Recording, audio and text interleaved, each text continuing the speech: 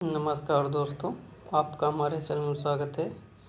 हम लोग हिंदी के लिए जो है प्रैक्टिस सेट देख रहे हैं। आज इसके अंतर्गत जो है समश्रुत भिन्नात्मक शब्द जो है देखेंगे। ये जो है विभिन्न एग्जामों में पूछे गए प्रश्न हैं। चलिए स्टार्ट करते हैं। आज का पहला क्वेश्चन, दिया गया अभिज्ञ और अनभिज्ञ का जो है सही अर्थ क्या होता है। तो अभिज्ञ का जो अर्थ हो जाएगा जानकार और अनभिज्ञ का जो हो जाएगा ना जानकार, यानी ऑप्शन नंबर इसमें सी सही हो जाएगा।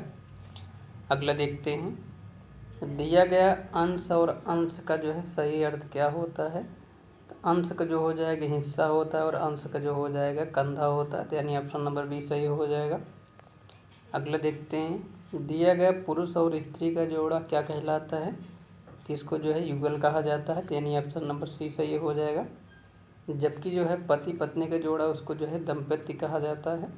अगला देखते हैं, दिया गया ऐसे शब्द उच्चारण और वर्तनी की दृष्टि से समान है पर व्युत्पत्ति तथा अर्थ की दृष्टि से जो है भिन्न, उसको क्या कहा जाता है। उसको जो है समरूप या समोच्चारी शब्द कहा जाता है, यानी ऑप्शन नंबर बी सही हो जाएगा। अगला देखते हैं, दिया गया है अभय और उभय शब्द का जो है सही अर्थ क्या होता है। अभय मतलब निर्भय होता है, उभय मतलब दोनों होता है, यानी ऑप्शन नंबर जो है इसमें ए सही हो जाएगा। अगला देखते हैं, दिया गया है अली और अली का सही अर्थ क्या होगा।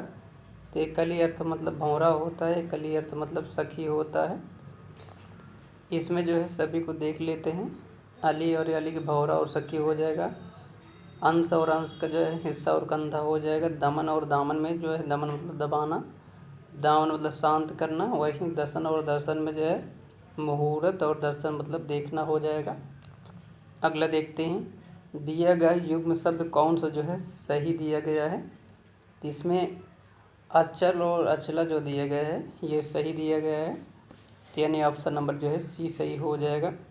अगला देखते हैं, इसमें जो है अचल का अर्थ होता है स्थिर होता है और अचला का अर्थ जो होता है पृथ्वी होता है। अगला देखते हैं, दिया गया सही अर्थ वाला शब्द युग्म कौन सा है। तो इसमें आकार का मतलब खान होता है, आकार मतलब आकृति होता है, यानी ऑप्शन नंबर इसमें ए सही हो जाएगा। इसी प्रकार दिया गया है कुल और कुल का, कुल माने वंश होता है, कुल मतलब किनारा होता है। वहीं निर्झर मतलब देवता होता है, निर्झर मतलब झरना होता है। सर और सर में जो है एक सर मतलब बाण होता है, एक सर मतलब तालाब होता है। अगला देखते हैं, दिया गया कौन सा आधि और व्याधि का जो है आधि का अर्थ क्या होगा। तो मानसिक कष्ट हो जाएगा, यानी ऑप्शन नंबर ए सही हो जाएगा। जबकि व्याधि का अर्थ होता है रोग होता है, बीमारी, पीड़ा, कुछ भी कह सकते हैं इसको। अगला देखते हैं, दिया गया अनिल और अनल का जो है सही अर्थ क्या होता है। तो एक अनिल मतलब हवा होता है, अनल मतलब आग होता है, यानी ऑप्शन नंबर इसमें बी सही हो जाएगा। अगला देखते हैं, दिया गया श्रुति शब्द भिन्नार्थक शब्द में जोड़े को पहचानिए। तो इसमें अपेक्षा और उपेक्षा दिया गया है, ये जोड़ा है।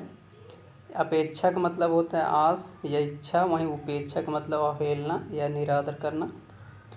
अगला देखते हैं, दिया गया अभिराम का अर्थ होता है निरंतर, परंतु जो है समरूपी शब्द अभिराम का जो अर्थ क्या होता है, इसका अर्थ हो जाएगा सुंदर हो जाएगा, यानी ऑप्शन नंबर सी सही हो जाएगा। दिया गया अम्बुद और अम्बुद का जो है अम्बुज और अम्बुद का जो है सही अर्थ क्या होता है। तो अम्बुज मतलब कमल होता है, अम्बुद मतलब बादल हो जाएगा, यानी ऑप्शन नंबर ए सही हो जाएगा। आरसी का अर्थ होता है, परंतु आरसी का अर्थ जो है वैदिक वाणी होता है, तो समरूपी भिन्नात्मक शब्द हैं, तो दर्पण हो जाएगा इसके शब्द हैं। अनु का अर्थ होता है डैश डैश होता है, परंतु आणु का जो अर्थ कण होता है, ये समरूपी भिन्नार्थक शब्द हैं। अनु मतलब पीछे हो जाएगा, यानी ऑप्शन नंबर बी सही हो जाएगा, इस अनु का मतलब पीछे हो जाएगा। अगला देखते हैं, दिया गया अनिष्ट का अर्थ डैश डैश, परंतु जो है अनिष्ट का अर्थ निष्ठावान होता है और इस अनिष्ट का अर्थ जो है हानि हो जाएगा, यानी ऑप्शन नंबर ए सही हो जाएगा। अगला देखते हैं, दिया गया आसक्त का अर्थ पूछा गया है, वहीं आसक्त का जो अर्थ होता है शक्ति विहीन होता है, 30 आसक्त जो हो जाएगा इसका अर्थ विरक्त हो जाएगा, यानी ऑप्शन नंबर बी सही हो जाएगा। अब्ज का अर्थ कमल होता है, परंतु समरूपी शब्द जो है अब्द का जो है अर्थ क्या होता है, तो बादल हो जाएगा, यानी ऑप्शन नंबर सी सही हो जाएगा। अगला देखते हैं, दिया गया अन्न और अन्न का जो है सही शब्द का चयन कीजिए। तो पहले अन्न का मतलब अनाज होता है, दूसरे अन्न का मतलब दूसरा होता है, यानी ऑप्शन नंबर ए सही हो जाएगा। अगला देखते हैं, दिया गया कौन सा जोड़ा समरूपी भिन्नार्थक है, इसमें अवधि और अवध जो हो जाएगा ये समरूपी भिन्नार्थक शब्द हैं। इस अवधि का अर्थ जो होता है काल या समय होता है, और अवधि का मतलब अवध या देसी भाषा हो जाएगा। अगला देखते हैं, दिया गया अनिल और अनल का जो है सही अर्थ क्या है, तो अनिल मतलब हवा होता है, वही अनल मतलब आग होता है, अग्नि हो जाएगा, यानी ऑप्शन नंबर ए सही हो जाएगा।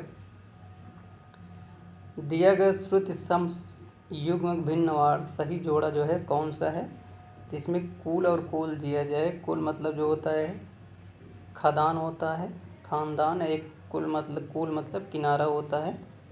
अगला देखते हैं, कुल का मतलब अर्थ वंश होता है, परंतु इसका समरूपी कुल का अर्थ जो हो जाएगा किनारा हो जाएगा, तो यानी ऑप्शन नंबर बी सही हो जाएगा।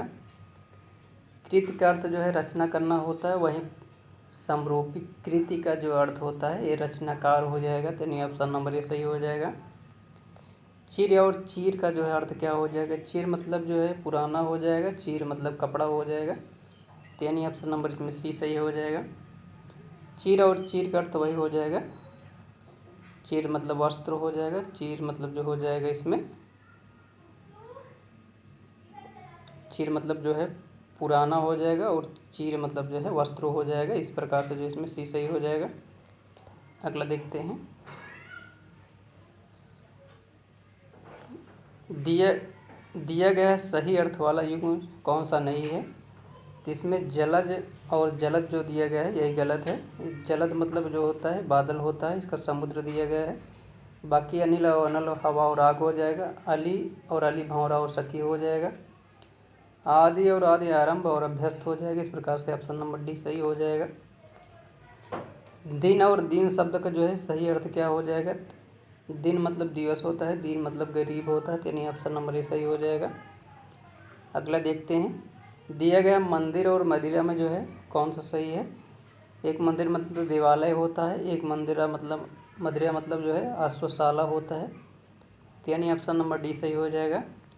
सकल और सकल का अर्थ क्या होता है, तो इस सकल का अर्थ जो संपूर्ण हो जाएगा, और इस सकल का अर्थ मतलब अंश हो जाएगा, तो यानी ऑप्शन नंबर सी सही हो जाएगा। क्षमा का अर्थ जो है माफ़ी होता है, क्षमा का अन्य अर्थ जो हो जाएगा ये पृथ्वी हो जाएगा, यानी ऑप्शन नंबर ए सही हो जाएगा। अगला देखते हैं, तो जो है ये कंप्लीट होता है समश्रुत भिन्नात्मक शब्द जो है। नेक्स्ट चैप्टर जो है अगले वीडियो में लेके आएंगे। अगर आपको वीडियो पसंद आया तो लाइक करिए, चैनल सब्सक्राइब करिए। मिलते हैं नेक्स्ट वीडियो में, तब तक के लिए जय हिंद जय भारत।